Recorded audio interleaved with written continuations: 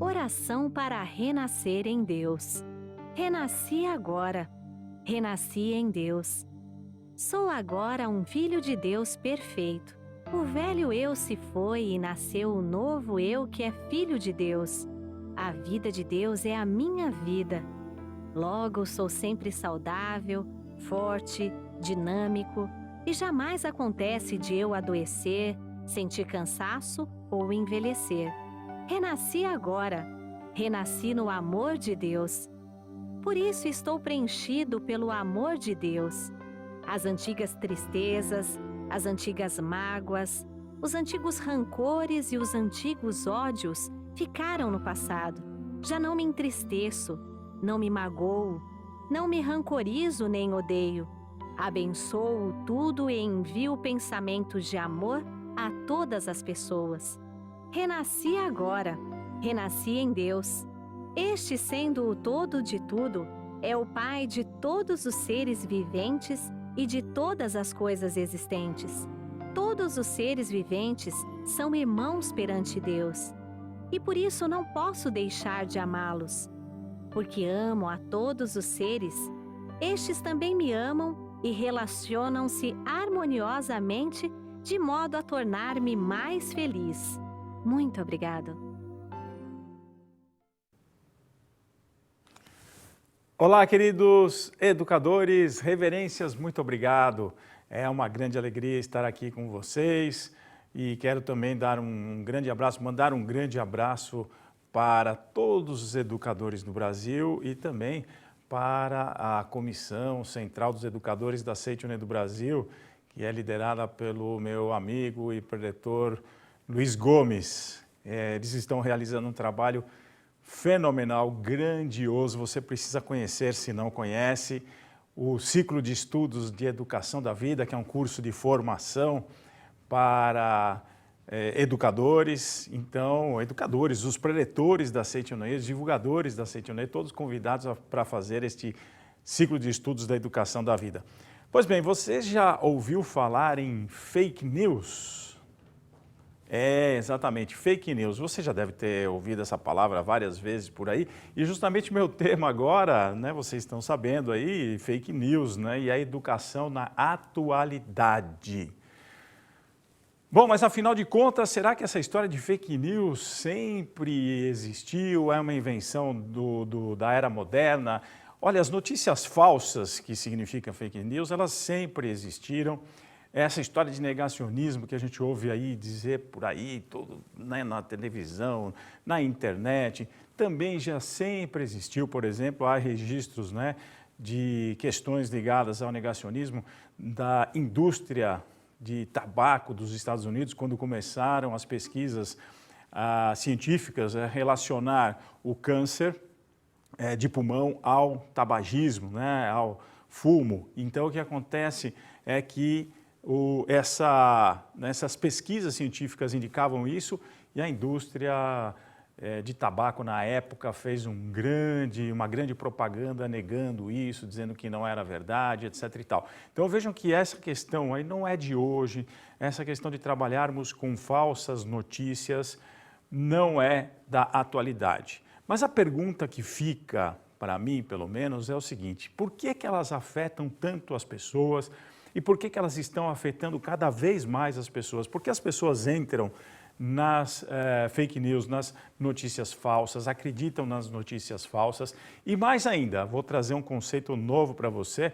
Se não é novo para você, pelo menos é muito pouco falado, que são as meias-verdades. Você já ouviu falar em meia-verdade?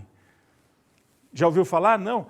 Pois é, então eu fiz uma pesquisa sobre isso, porque isso sempre me incomodou muito. Aliás, já vou adiantar, eu sou filho de jornalista. Meu pai foi um jornalista que trabalhou em grandes jornais do Brasil, em grandes revistas do Brasil. Então, eu cresci perto de jornalistas, sabendo como pensavam. Meu pai sempre falava muito com a gente da maneira como os fatos aconteciam, as artimanhas das notícias, as artimanhas das manchetes, né, dos noticiários, como é que você fazia para poder agarrar o leitor, agarrar o interlocutor, agarrar a pessoa que está na televisão. É isso mesmo, existem muitos truques aí, existe uma linguagem por detrás. Uma professora minha da universidade, Maria Terezinha de Rezende Fusari, queridíssima, já está no plano espiritual, a Maria Terezinha nos dizia o seguinte, né, quem não domina a linguagem de uma mídia é dominada pela mídia. Quem não domina a linguagem de uma mídia é dominado pela mídia. É isso mesmo. O que é dominar uma linguagem? É saber como esse meio de comunicação, esta mídia, trabalha. E a partir do momento que você conhece a forma como ela trabalha, entende a sua linguagem, você não é dominado por ela.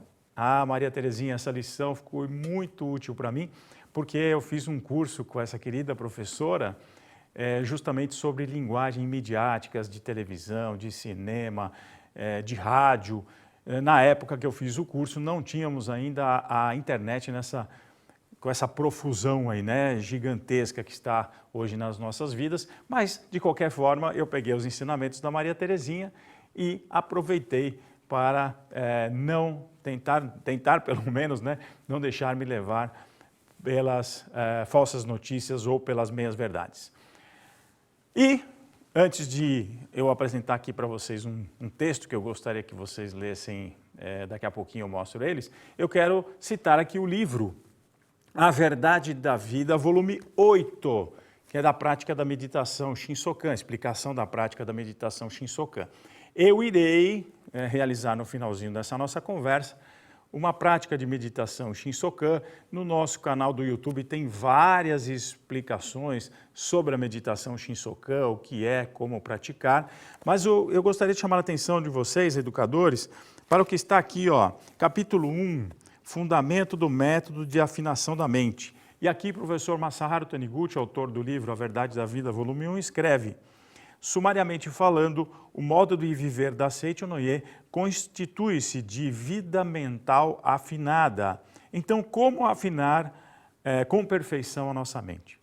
Essa é a grande questão nossa, que é o centro dessa discussão nossa. Nós, da Seicho no Ie, acreditamos, né, que nós devemos viver com a vida mental afinada. Então, como afinar com perfeição a mente? Afinar a mente é como afinar um instrumento musical, não é? Você tem que ter o instrumento musical, nós já temos, que é a nossa mente. Você precisa conhecer, ter um ouvido musical para poder, ao afinar um instrumento, saber se as cordas estão realmente afinadas, se o dó é dó mesmo, se o lá é lá mesmo, ou seja, se aquilo está com o som perfeito. E para isso você tem que ter o ouvido afinado, você tem que ter o conhecimento, ou seja, você usa a linguagem musical. E no nosso caso, para afinarmos a nossa mente, a gente usa a palavra. A questão mais importante para nós, da Seicho no Ie, é a palavra. A palavra é que vai afinar a mente. A meditação Shinsokan, ela também nos ajuda a afinar a nossa mente e a gente usa para isso o poder da palavra. Nesse momento, deixa o mundo dos 5 sentidos, entra no mundo da imagem verdadeira. Então, a afinação mental, ela vem desta vibração chamada palavra. Então, para nós, a palavra é algo extremamente sério. E ela é utilizada há muito tempo, não é de agora, como uma forma, até mesmo eu posso dizer, de dominação. Ou seja, você pega uma palavra, muda o contexto dela, dá um outro significado que ela tem. Quando as pessoas começam a compreender o significado dela, você cria uma outra linguagem, uma outra forma de representação dessa palavra, e isso vai distorcendo os fatos. Pronto, entenderam onde eu queria chegar? Nós estamos começando a chegar nas falsas notícias, nas meias-verdades. Nós estamos chegando num ponto em que a dominação, né, o fato, né, de nós atingirmos pelas falsas notícias, pelas fake news e pelas notícias, né, que são nos enviadas pela metade, o fato é que, ao não dominarmos a palavra, ou quando as palavras são manipuladas, nós nos perdemos dentro de uma contextualização, e aí a nossa mente o quê? Fica desafinada, fica perturbada, perde o rumo. É o que está acontecendo hoje, o que está acontecendo com muitas pessoas, não é? Pessoas se sentindo deprimidas, com medo, angustiadas, ansiosas, por causa dessa profusão de informações que não está só focada nessa questão das fake news, ou seja, das falsas notícias. Vejam só o que eu vou projetar para vocês então agora aqui. Veja só, nunca, está projetado aí, né? Passaria por suas cabeças inventar mentiras colossais, nem acreditariam que outras pessoas fossem atrevidas a ponto de distorcer a verdade de maneira tão infame. Mesmo que os fatos demonstrem claramente tratar-se de uma grande mentira, ainda assim duvidarão, hesitarão e continuarão a pensar que deve haver outra explicação. Um belíssimo texto, não é verdade, para falar, imagina, olha o que está escrito aqui, né? A ponto de distorcer a verdade de maneira tão infame, né? Mesmo que os fatos demonstrem claramente tratar-se de uma grande mentira, ainda assim duvidarão que é uma mentira, né? As pessoas duvidarão que é uma mentira. Hesitarão, né? E continuarão a pensar que deve haver uma outra explicação, quer dizer, ninguém acredita que é mentira. Sabe quem? Aguenta aí que eu vou mostrar para vocês quem é que escreveu esta coisa tão importante, né? Tão fantástica. Nada mais, nada menos que Adolf Hitler, no seu livro Minha Luta, volume 1, capítulo 15, está escrito aqui. Adolf Hitler escreveu isso. Então, meus amigos, minhas amigas, educadores e educadoras, veja só, uma pessoa fala uma coisa dessas, né, e só depois dos fatos acontecerem como aconteceram, a Segunda Guerra Mundial, o Holocausto, todo o caos que foi provocado por este homem e outros, não é porque ele não foi o único a provocar esse caos, teve muita gente por detrás aí realizando ou investindo, né, nesta guerra, mas você lê uma coisa dessas, você diz, olha, que homem sábio, que homem correto, que homem verdadeiro, e nada mais, nada menos que Adolf Hitler. Então, vocês começam a entender que esta questão de se colocar como paladino da verdade, como alguém sério, como alguém correto, é o primeiro passo para que as pessoas comecem a acreditar que quem está falando tem autoridade. Foi feita uma pesquisa, uma investigação, na verdade, e passou isso num canal de televisão, num canal fechado de televisão, que é o Discovery, não tenho problema em falar. E foi impressionante, por exemplo, quando o repórter se colocou de camiseta, bermuda e saiu com um microfone, perguntando assim para as pessoas, você sabia, isso lá nos Estados Unidos, né, que o estado do Texas acabou de se pedir independência dos Estados Unidos, declarou sua independência dos Estados Unidos e perguntava para a pessoa. Aí a pessoa olhava para ele e dizia, isso é mentira, onde já se viu, imagina, isso não acontece. Não, o que você está falando? De onde você tirou isso? Quando ele colocou um paletó, uma camisa social, uma gravata, um sapato, né, chiquérrimo assim, de grife, e foi, e perguntava, e afirmava isso, você está sabendo da última notícia, né, que o estado do Texas está se separando dos Estados Unidos?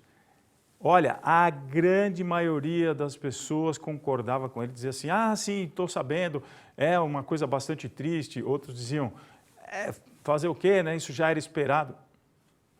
Eles chegaram à conclusão, não é? Através não só desta investigação, mas de outras, que esta forma aparente, né, de se apresentar, e não precisa só hoje em dia de terno e gravata, porque, de certa forma, os canais de transmissão das mídias eletrônicas via internet mudou um pouco esse conceito, a questão é que a pessoa acredita naquilo que essa pessoa está falando pela sua aparência, ou então por um jogo de palavras que acaba atingindo a pessoa. Mas calma lá, Ainda a pergunta é, por que que a gente cai nessa? Tá? Então vamos lá. Vamos apresentar então aqui para vocês, um pouquinho mais para frente, fake news. Ser ou não ser? Eis a questão. Olha só, então eu vou trazer uma série de falas para você analisar. Um biólogo, isso é verdade, tá? O que eu estou apresentando aqui para você é verdade. Um biólogo, que ele é um chamado de youtuber, né? Porque agora o cara, né, parece que ele tem muito seguidor, ele é o sujeito de paletó e gravata que a gente falou para você lá dos Estados Unidos, né? Parece que agora ter muito seguidor significa botar um terno, uma gravata, um paletó, ou seja, significa a representação de que eu sei o que eu estou falando. Então esse biólogo deu uma entrevista dizendo assim que no Brasil nós chegaríamos a 3 milhões de mortes da Covid-19 no primeiro ano, tá? No primeiro ano. O que aconteceu? Nossa senhora, foi chamar a atenção, porque é um biólogo, tem um monte de seguidor, é bom de papo e tal. Aí este biólogo, que é se diz infectologista, ele muda a projeção de 3 milhões para 1 milhão de mortos da Covid-19 e diz assim, não, eu nunca falei que eram 3 milhões, eu disse que era só 1 milhão.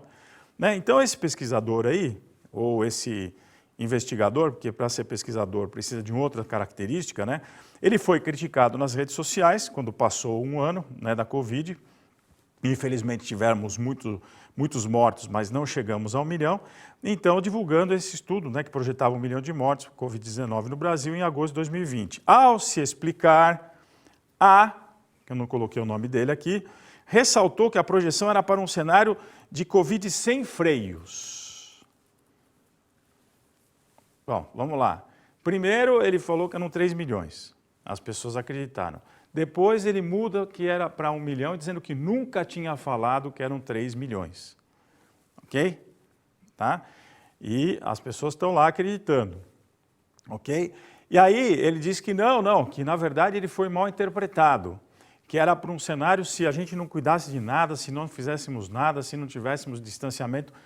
Ou seja, vocês começam a perceber que essa construção que nós estamos vendo aqui não é simplesmente uma fake news, ou meias verdades aí que aparecem aí, ou porque apareceu numa mídia grande, porque está sendo veiculada por um grande jornal de notícias, não é uma fake news? Fake news, por exemplo, é simplesmente dizer assim, olha, essa aqui é uma fotografia, isso recentemente aconteceu, né? Vejam as fotos de Marte, um vídeo gravado pelo lá o robozinho que pousou em Marte, vejam essas fotos. Aí alguém fez uma montagem e as fotos não eram de Marte, isso aconteceu. Isso as pessoas chamam de fake news. Olha que é uma mentira, essa foto foi tirada em outro lugar e o cara publicou como se fosse uma notícia verdadeira, não é? Então essa foto é falsa, então é uma fake news. Ou então, por exemplo, outro dia recebi também que o Detran de São Paulo estava exigindo tal coisa assim, assim, assado, mas era tudo mentira, o Detran nunca estava exigindo o que estava lá na notícia, né? Então é uma fake news. Agora, isto aqui que nós estamos apresentando também não é uma fake news? Então as fake news, elas não são feitas só de um fato, realmente que você diz, olha, essa foto foi apresentada dizendo que era de Marte, mas ela não é de Marte, isso é fake news. Só isto é fake news? Por que esse tipo de informação, por exemplo, nos pega tão fortemente e a gente acaba olhando, nossa, mas é o fulano de tal que está dizendo. Prestem bem atenção, não simplesmente hoje em dia naquilo que uma pessoa está falando por ela estar falando. Nem eu mesmo, você não precisa nem acreditar em mim, você pode verificar se aquilo que eu estou falando tem fundamentação, cruzando as informações do que eu estou falando. Ok? Você vai, pesquisa no outro site, vai num outro, cruza a informação, vê a fonte, né? vê as várias fontes, cruza todas essas informações para você saber de fato se o que nós estamos passando tem fundamentação ou não e tire suas conclusões. Ok? Vamos lá avançar. Olha o que aconteceu aqui. Ó. Então, só que o biólogo, né, dá entrevista e diz que o Brasil chegaria a 3 milhões de mortes, ele negou isso. Acontece, né, que o vídeo que ele deu, né, era uma entrevista para My News, né, do YouTube, foi um vídeo de 23 de março de 2020. E o trecho, né, então o que aconteceu? Lá ele falou sim que íamos morrer íamos ter 3 milhões de mortes no Brasil no mês de 2020, tá? No ano de 2020. E o trecho, né, quando a reportagem entrou em contato com esse My News, dizendo, olha, a gente quer saber porque tem gente que recuperou aí e está falando que, de fato, ele disse sobre essa questão dos 3 milhões. Só que o trecho sobre a projeção de 3 milhões de mortes, entretanto, foi excluído do material que segue no ar, inclusive, tá? E o My News informou, né, ao responder a um comentário, a equipe de My News informou que atendeu um pedido do entrevistado que solicitou a edição do vídeo. E agora? O que dizer?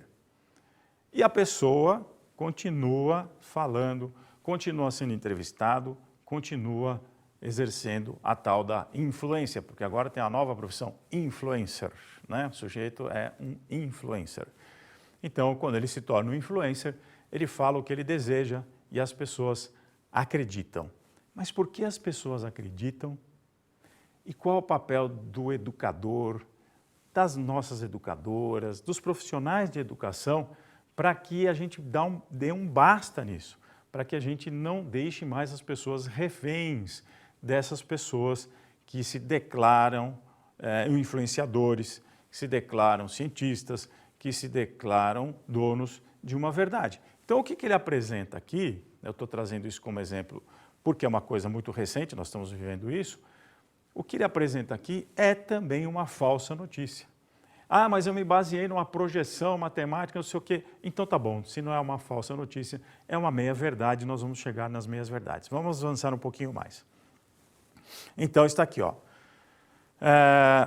Outra manchete que saiu aí, né, num noticiário numa rede gigante, tá, internacional de comunicação. Coronavírus, estava escrito assim, ó. Estamos diante de ameaça de extinção e as pessoas nem mesmo sabem disso, afirma o sociólogo Jeremy Rifkin. Vamos ler de novo aqui, ó. Coronavírus, 2 pontos. Estamos diante de ameaça de extinção e as pessoas nem mesmo sabem disso, afirma o sociólogo Jeremy Rifkin. Veja que ele começa com a palavra coronavírus. Quando você lê isto, presta bem atenção, quando você lê isso, que saiu publicado, tá, numa grande rede aí, o que é que você imagina? Primeiro que eu já conheço Jeremy Rifkin, eu já li um dos livros dele, né, e, aliás, li 2 livros do Jeremy Rifkin, e quando eu li isto, por ter lido os 2 livros dele, né, Economia do Hidrogênio foi uma e a Terceira Revolução Industrial, o outro livro que eu li, quando eu li esses 2 livros dele, eu pensei, não é possível, o Jeremy Rifkin não falaria uma coisa dessa forma, não. E fui ler a reportagem por completo. E, de fato, o que ele estava dizendo é que o fato de nós estarmos destruindo a natureza, o fato de nós estarmos, por exemplo, extinguindo espécies, às vezes nós vamos extinguir uma espécie ou destruir um habitat natural, só que os vírus que ali conviviam harmoniosamente ou estavam estabelecidos em equilíbrio naquele ambiente ou as próprias bactérias, acabam afetando o ser humano, passando para o ser humano. Como nós, né, não fomos preparados, né, não estamos preparados para combater aquele vírus ou aquela bactéria logo de início, porque o organismo tem condições de fazer isso, sim, com certeza, obviamente isso vai causando doenças que vão surgindo. Então ele mostra, inclusive, uma curva de surgimento de doenças de vírus e bactérias que antes não afetavam os seres humanos, mas com o desmatamento, com o avanço em outros biomas, acabou chegando até nós. Vários, né? A gente tem exemplos aqui no Brasil, né, do Zika, da dengue, etc, etc, etc. Isso é a destruição da natureza, é isso que ele estava querendo dizer. Só que acontece que tem um detalhezinho que eu aprendi com meu pai. Praticamente 70% das pessoas só leem a manchete e não leem o conteúdo da entrevista. E quando leem a manchete, elas saem falando para as outras pessoas, ou até copia, cola e joga nos WhatsApp da vida, nos Telegrams, no Signal da vida aí. Ou você viu? Nossa, olha o que o Jeremy Rick está falando, esse cara, nós estamos prestes de uma ameaça. Tá? 70% ou mais das pessoas só leem a manchete e depois, tá, os 30% restantes leem no máximo o primeiro parágrafo. Só praticamente, eu falei os 30%, mas um pouquinho menos, né? Praticamente só 5% das pessoas se detêm numa leitura detalhada para poder entender o que está escrito ali, para não ser levado pela falsa notícia. Isto não é uma falsa notícia, mas é uma falsa notícia. Oh, mas o que você está falando, Marcos?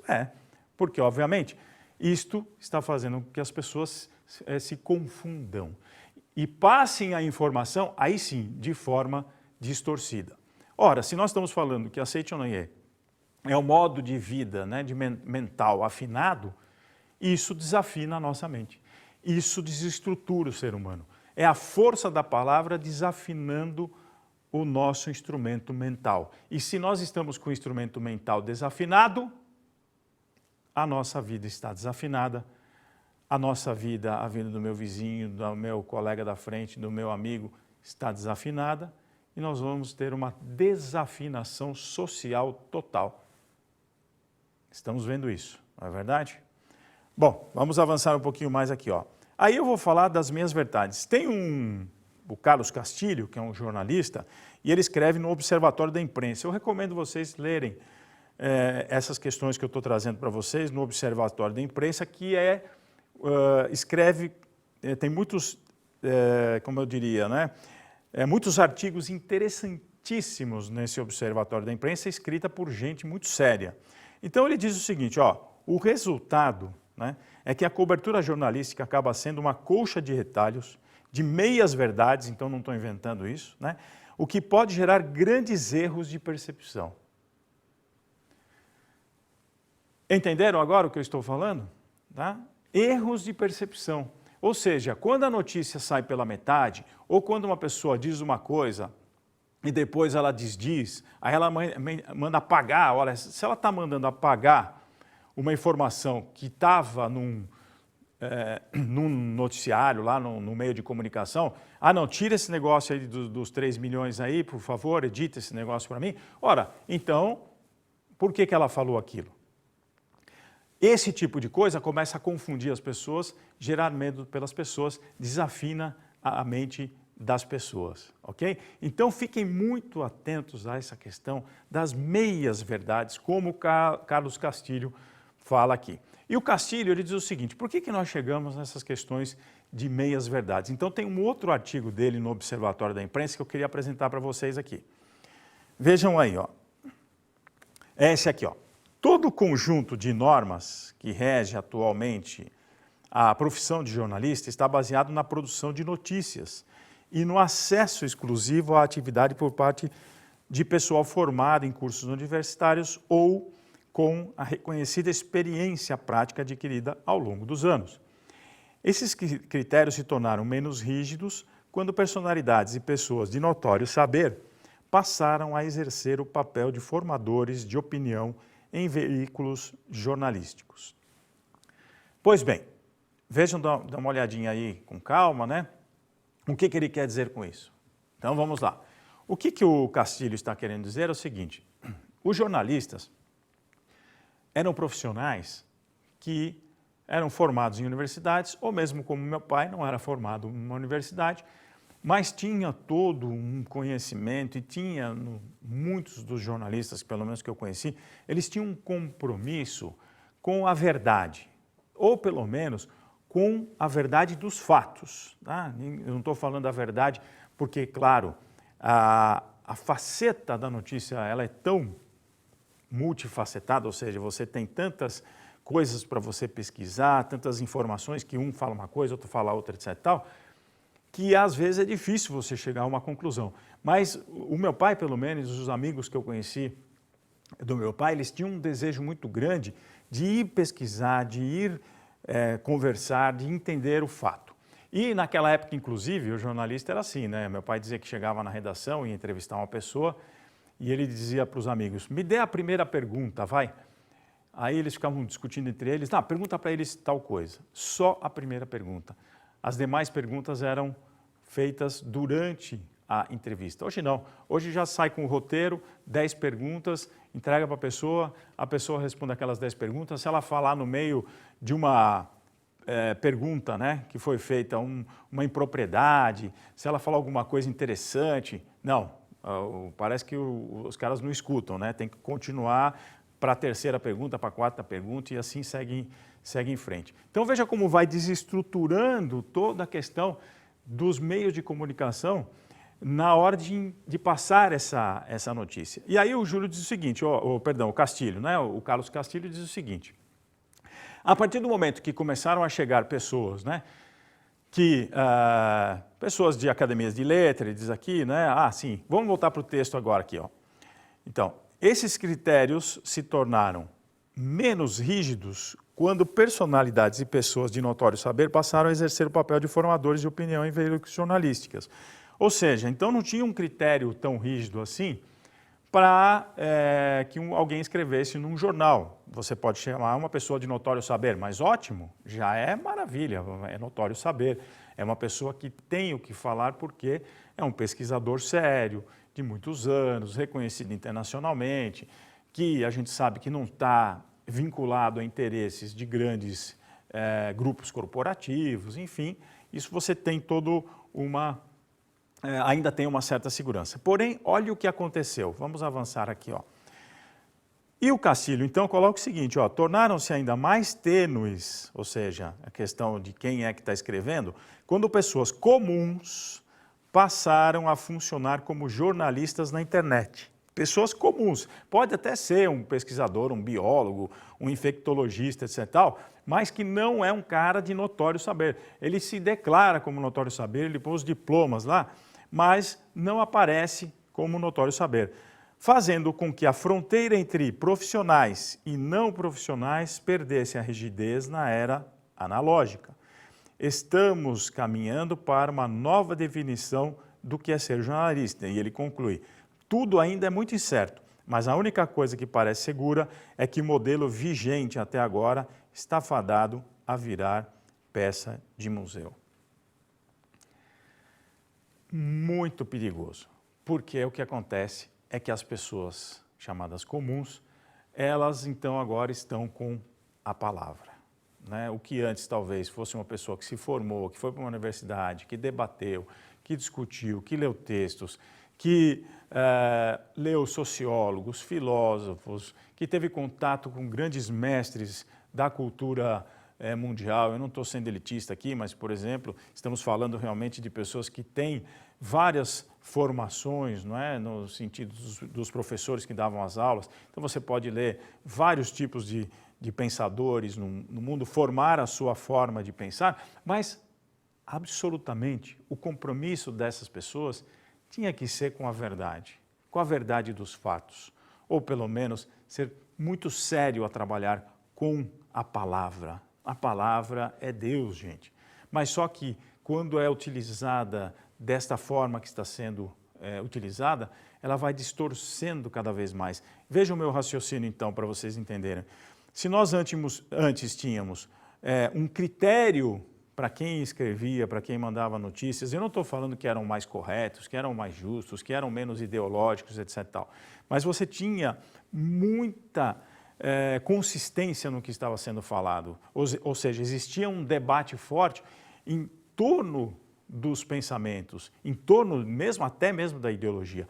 Agora, a partir do momento que pessoas que não se prepararam para isso, pessoas chamadas comuns, e você pode achar que isso é um exagero, começam a falar aquilo que tem na cabeça e agora por que afeta as pessoas desse jeito? Porque você podia estar me perguntando, tá bom, mas a pessoa é comum, a pessoa fala o que ela quer e o entendimento é do outro, não é?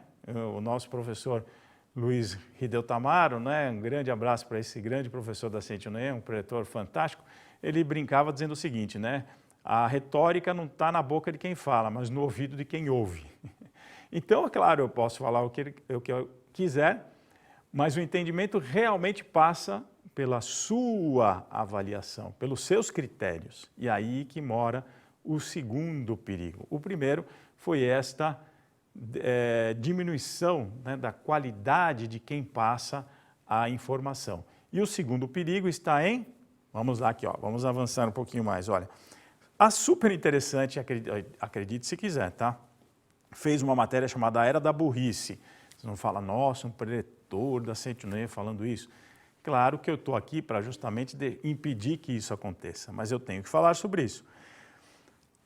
Nessa reportagem que vocês podem conferir na Super Interessante, as pessoas, está escrito lá, né, nunca leram e escreveram tanto, mas estão lendo e escrevendo coisas curtíssimas em seu smartphone. Olha só, eu vou avançar um pouquinho mais. Diz a reportagem, a mera presença do celular, mesmo desligado, afeta a nossa capacidade de raciocinar. Adrian Ward, professor da Universidade do Texas, constatou isso ao avaliar o desempenho de 548 estudantes em 3 situações, com o celular na mesa, virado para baixo, com o aparelho no bolso ou na bolsa e com o celular em outra sala. Vem aqui comigo que eu vou explicar isso aqui para vocês. Primeiro, o que as pesquisas, e eu estou falando de pesquisas de verdade, tá? Estão sendo feitas por grandes pesquisadores, estão constatando. Ao digitar as coisas e ler só coisinhas muito curtinhas, nós estamos começando a perder a capacidade de concentração. Estamos perdendo a capacidade de concentração e estamos perdendo a paciência de ver coisas muito demoradas, né? Ou mesmo quando a gente assiste, a gente não consegue reter isto na memória. É muito comum hoje, você já deve ter feito isso, de repente você vai assistir um vídeo no YouTube, aí você pega e acelera o vídeo numa velocidade maior, porque você não tem paciência de ouvir a pessoa que está falando na velocidade que está falando. Parece que você tem que consumir aquilo rápido, ou seja, o tempo mudou de relação conosco. Então, isto faz com que as pessoas se interessem menos por coisas complexas. Quando a coisa começa a complicar, isso aí está complicado demais, eu não quero ouvir, né?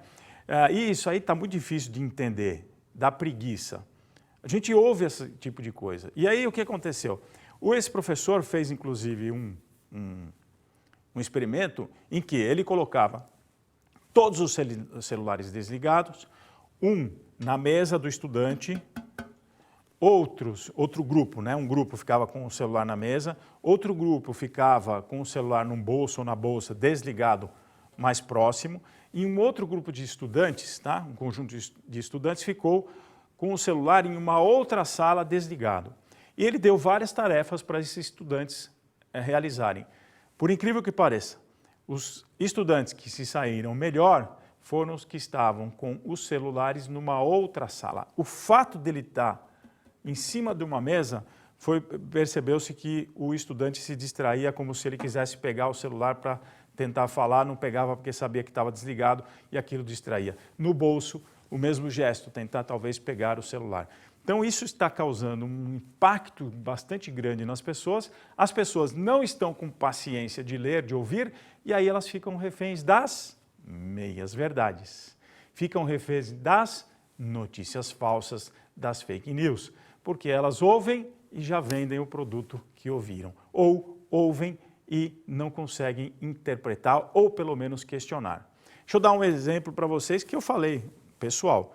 Quando eu vi aquela manchete, né, de um grande veículo dizendo que, olha, aqui o Jeremy Rifkin está falando que o coronavírus tal, vai extinguir a humanidade, dava essa impressão, por que eu não caí nela? Porque eu já tinha lido 2 livros do Jeremy Rifkin e eu sabia que ele não pensava daquele jeito.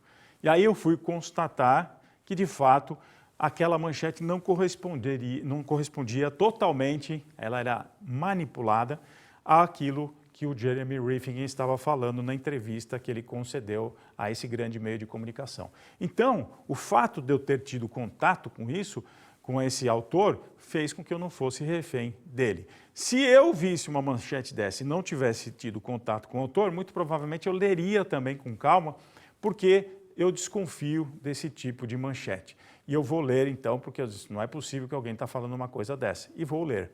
Por que eu sou assim? Bom, talvez porque eu tenho lido muito, talvez porque eu tenho a influência dos meus pais e porque eu tive uma sorte de ter excelentes educadores. Estamos chegando lá em você, educador. Calma aí, estou chegando lá. Vamos avançar um pouquinho mais aqui, ó. Então, segundo pesquisa feita pela Global Web Index, é provável que o celular esteja corroendo nossa capacidade de prestar atenção nas coisas. Vamos avançar. Cientistas do Instituto de Pesquisa em Inteligência Artificial, na Espanha, analisaram em computador 460 mil faixas dançadas nos últimos 50 anos e concluíram que a música está se tornando menos complexa e mais homogênea. Bom, não preciso nem falar, presta atenção na letra das músicas, você vai chegar a essa conclusão. Mas eu vou avançar um pouquinho mais rápido aqui, ó. A pesquisa analisou o vocabulário e a sintaxe de 5 candidatos à última eleição presidencial. Tá? Donald Trump, Hillary Clinton, Ted Cruz, Marco Rubio, Bernie Sanders, tá? Inclusive temos aí outros, né? E constatou que seus pronunciamentos têm nível verbal de uma criança de 11 a 13 anos. Eu vou ler de novo. Nível verbal de 11 a 13 anos. Bom, vamos lá. Você acha que eles fazem isso por quê? Eles fazem isso porque se eles aumentam o nível verbal, ou seja, o vocabulário, se começam a usar palavras cada vez mais rebuscadas, as pessoas não vão mais prestar atenção. Então tem que usar um vocabulário de 11 a 13 anos. Bom, eu tive contato com amigas que trabalharam em redes de televisão e chegaram à conclusão, através de uma grande pesquisa, né, que nós brasileiros reconhecemos e sabemos o significado de verdade de aproximadamente 300 ou 400 palavras, não me lembro direitinho, que a gente reconhece de fato e sabe o que significa. Então é o seguinte, na hora de falar com o público, você tem que usar essas 400 palavras, parece pouco, né, mas é mesmo. Mas se você for usar uma palavra que não é do vocabulário dessas 400 aí, você tem que dar uma pequena explicação do que você está falando ou usar um sinônimo que seja mais compreensível. Pronto, você dominou as pessoas. Dominou as pessoas pela falta da palavra. O fato de faltar vocabulário, e o professor Masaru Taniguchi escreve isso em um dos seus livros, o fato de você diminuir a capacidade das pessoas de compreender as palavras, você facilita a dominação dessas pessoas através das fake news, através das, digamos, as notícias falsas, né? Ou das meias-verdades, ok? Vamos lá para frente então, aqui, ó. Bom, e aí vamos entrar no educador finalmente, né? Eu vou citar mais uma vez meu grande educador, que eu sou extremamente apaixonado por ele. A escola deveria ser a própria imagem da sociedade que almejamos em nosso trabalho educativo, como que uma antevisão do futuro que se busca realizar. O educador não está preparando indivíduos, está construindo um sistema social. O educador não está preparando indivíduos, está construindo um sistema social. É o Lauro de Oliveira Lima, no livro Educar para a Comunidade. Pois bem, queridos educadores, se nós pensarmos na escola como um local, né, como diz o Lauro aqui, tá? Onde nós vamos imaginar a sociedade que desejamos e viver esta sociedade, o que é que nós temos que fazer para mudar esse contexto? O que nós temos que fazer é que a nossa escola seja um local onde a palavra seja extremamente valorizada, onde as crianças tenham acesso a livros, a estudos, a debates, a construção. Essa é a construção social. Então, em alguns projetos que eu tenho acompanhado, as crianças têm trabalhado em grupos para favorecer a comunicação comunitária, né? O diálogo constrói. As crianças têm em conjunto, por exemplo, porque às vezes eu tenho um pouquinho mais de dificuldade, mas meu amigo ele tem menos dificuldade, né? Ele aprende mais fácil. Então, por que ele não troca comigo isto? A gente vai um aprendendo com o outro. E os professores vão fomentando cada vez mais, né, o interesse pela leitura, o interesse pelas palavras, o interesse pela interpretação dos textos. E é isso, o professor de matemática pode colaborar, de geografia, de história, de português, os especialistas e os generalistas dentro da área de educação podem colaborar nesse sentido, explicando para as crianças, fazendo textos comparativos, dizendo, vamos ler isso aqui, por exemplo, vou ler um texto pela metade, chego a uma conclusão, mas depois quando eu leio o texto inteiro, eu percebo que aquela metade não me fez compreender o texto por inteiro. Eu estou falando isso porque eu tive professores assim.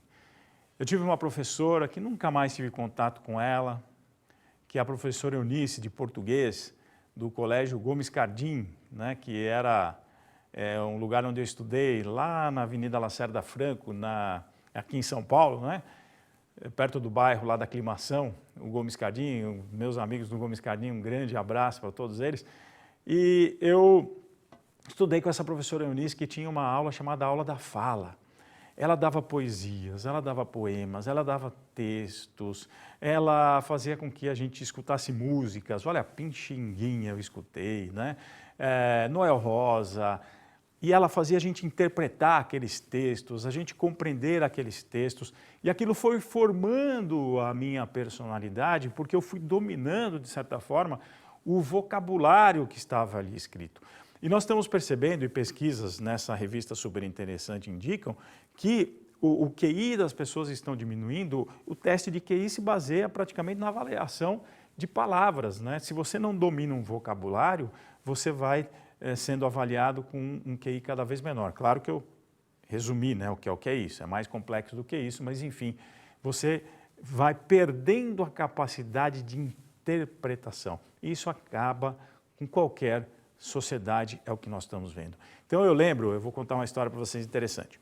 Eu estava um dia numa escola, eu dava aula no estado, e eu queria fazer com que os meus alunos, né, compreendessem as coisas de uma forma mais aprofundada, inclusive a partir de letras de músicas, né?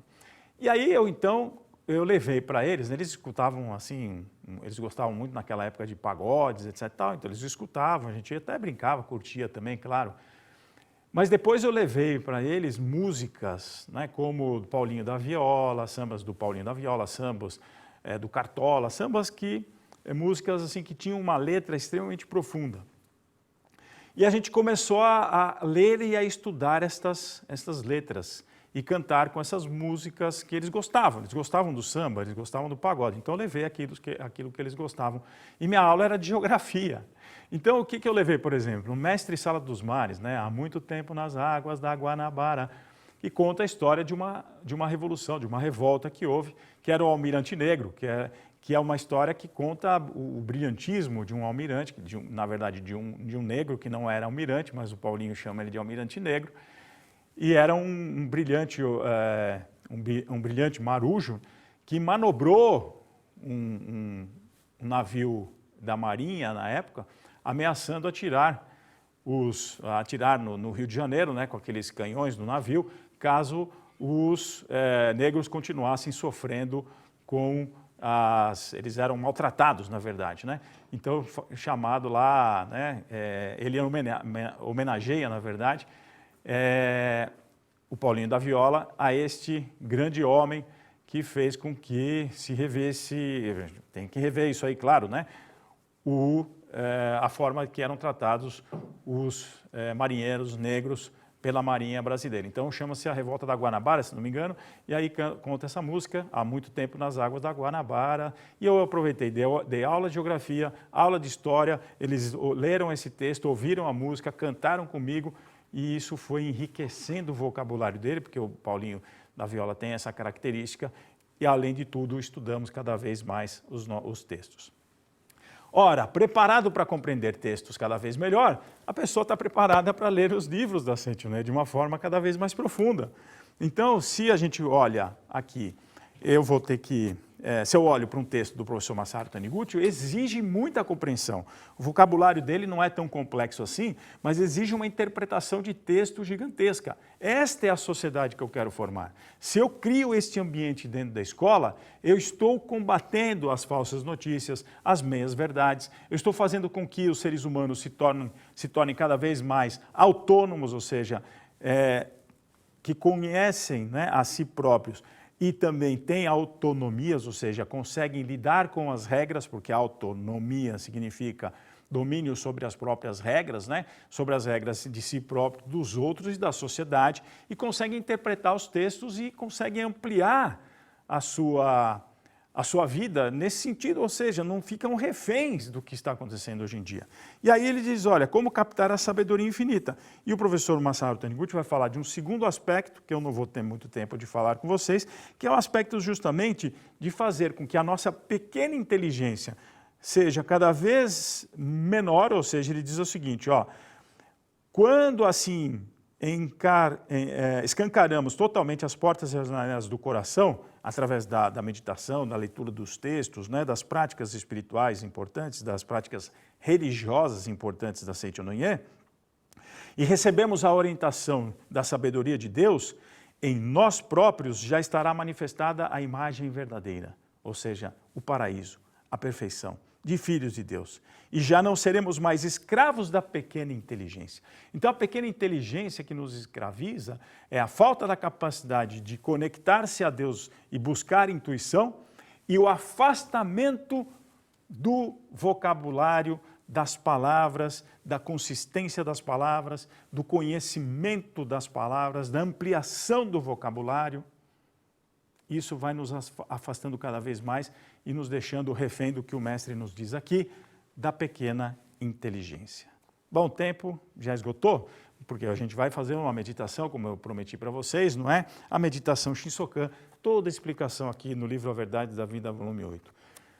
Bom, quem sabe a gente volta a falar desse tema tão vasto, que é então as fake news, as meias-verdades, e a forma de atuar da educação na atualidade, ok?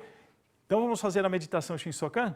Eu peço para que vocês fiquem em posição de oração, que seria, junte as mãos diante do seu rosto, feche os olhos, sente numa posição confortável, preferencialmente na ponta da cadeira ou do sofá, onde você estiver, respire tranquilamente e eu vou orientando vocês através das minhas palavras. Fiquem tranquilos, se você nunca fez a meditação, não há problema algum.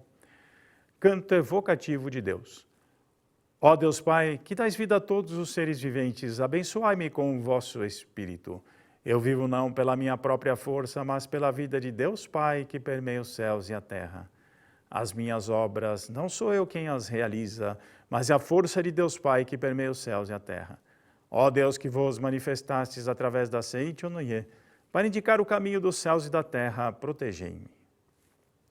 Neste momento, deixo o mundo dos 5 sentidos e entro no mundo da imagem verdadeira, que é o mundo perfeito criado por Deus.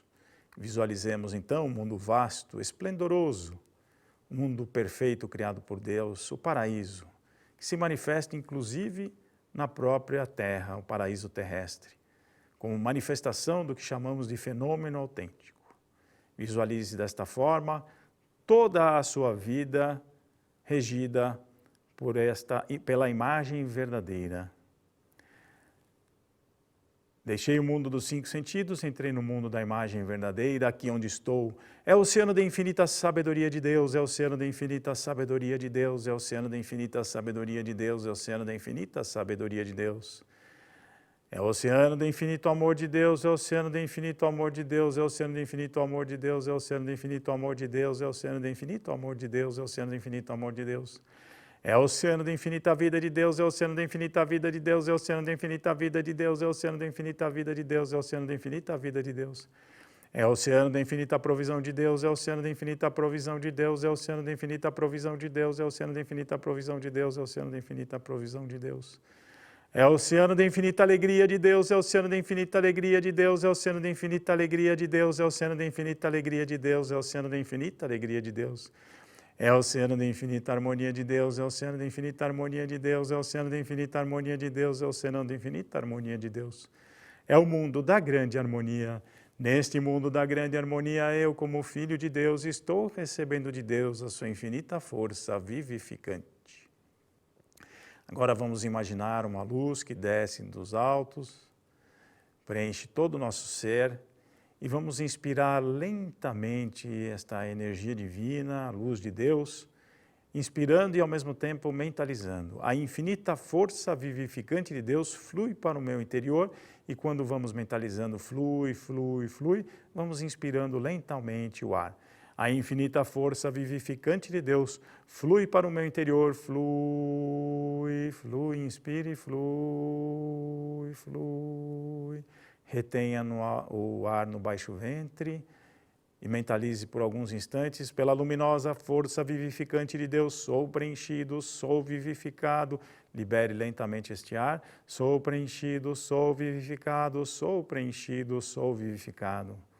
Então, nesse movimento, né, do fluir, você inspira, a infinita força vivificante de Deus flui para o meu interior, flui, flui, flui. Leve o ar para o baixo ventre e mentalize. Pela luminosa força vivificante de Deus, sou preenchido, sou vivificado, sou preenchido, liberando o ar, sou preenchido, sou vivificado, sou preenchido, sou vivificado. A infinita força vivificante de Deus flui para o meu interior, flui, flui, flui. Pela luminosa força vivificante de Deus, sou preenchido, sou vivificado, sou preenchido, sou vivificado, sou preenchido, sou vivificado. Obrigado, obrigado, obrigado, muito obrigado. Mentalize então agora, por alguns instantes dessa forma, e continue nesse processo de inspiração e expiração, por alguns instantes.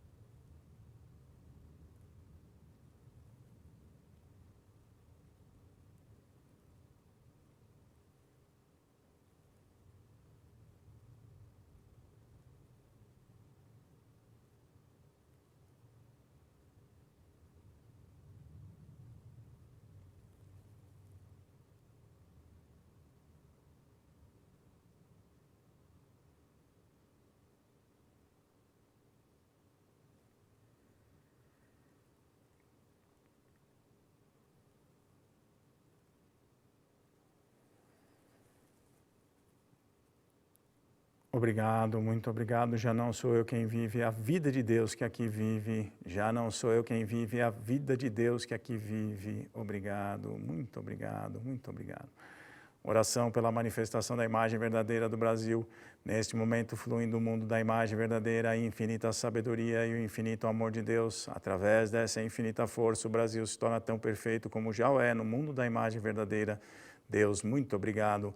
Neste momento, fluindo o mundo da imagem verdadeira, a infinita sabedoria e o infinito amor de Deus. Através dessa infinita força, o Brasil se torna tão perfeito como já o é no mundo da imagem verdadeira. Deus, muito obrigado. Oração pela paz mundial. O infinito amor de Deus flui para o meu interior e em mim resplandece a luz espiritual de amor. Esta luz se intensifica, cobre toda a face da terra e preenche o coração de todas as pessoas com espírito de amor, paz, ordem e convergência para o centro. O infinito amor de Deus flui para o meu interior e em mim resplandece a luz espiritual de amor. Esta luz se intensifica, cobre toda a face da terra e preenche o coração de todas as pessoas com espírito de amor, paz, ordem e convergência para o centro. Canto da grande harmonia. A harmoniosa vida de Deus ilumina o universo e no mundo reina a paz. A harmoniosa vida de Deus ilumina o universo e no mundo reina a paz. Muito obrigado.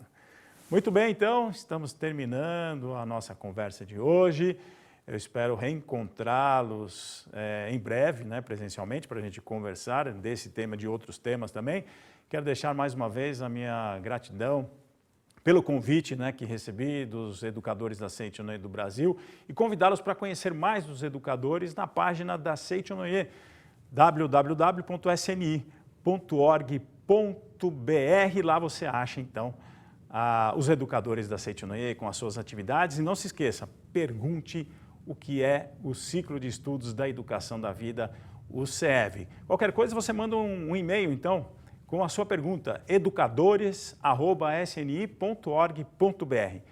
educadores@sni.org.br. Reverências e muito obrigado!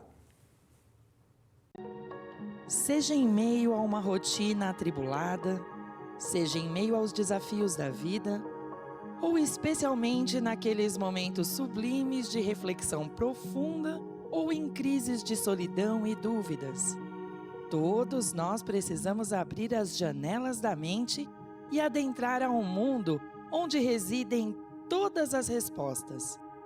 Precisamos receber em nossa alma o som da vida. Precisamos captar as mensagens de Deus. As janelas que abrem a mente para a solução de todos os problemas já estão em você, mas a Seichonoye pode ajudá-lo nessa busca. Livro Dicas para captar as mensagens de Deus. Em cada página, uma chave para abrir as janelas da alma para ouvir a sagrada voz de Deus. Assim como uma flor de lótus aparentemente emergida da lama, mas majestosamente bela, o ser humano também é aparentemente emergido de condições materiais, mas sua natureza é divina e eterna. Contemple sua natureza real, divina e eterna por meio da leitura deste livro e abra definitivamente todas as janelas da alma para cultivar somente Deus em seu coração. Para mais informações, acesse nossa loja virtual livrariasni.org.br ou contate-nos pelo telefone 0 operadora 11 50 74 41 80. Você já é feliz, mas talvez precise abrir um pouquinho mais as janelas interiores para o mundo de Deus. Muito obrigado!